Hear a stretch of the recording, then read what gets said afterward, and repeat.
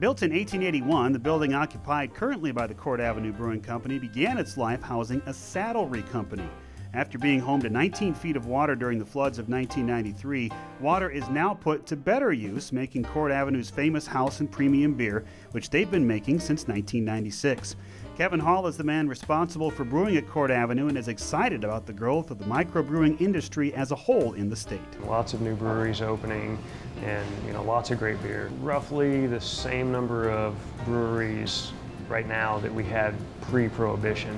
Kevin was kind enough to take us through the wonders of the beer making process, which begins with grains from all over the world. This is our grain room. We've got all our different grains that we can choose from. Rye, barley is generally the main component in beer, but also wheat, rye, spelt, rice, corn. Any of those you can use in beer. The grain is milled to expose the starches within, then boiled in a mash tank to extract the sugars. The grain is then removed and the liquid called wort goes into a kettle. And then from that point, we are going to boil for generally 90 minutes in our boils. Okay. At that point, we'll add hops different times. The longer the hops boil, the more bitter the beer. At this point, things like orange peels, spices, or honey might be added depending on the brew.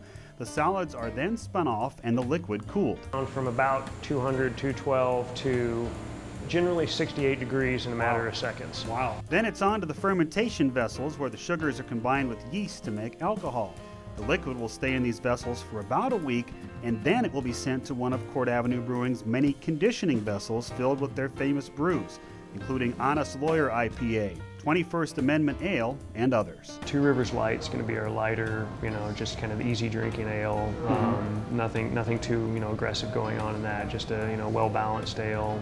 We've got Infatuation, which is a blend of a few Belgian beers aged over raspberries. So that's going to have more of a fruity flavor. We've got our Black Hawk Stout, which is going to be obviously a stout.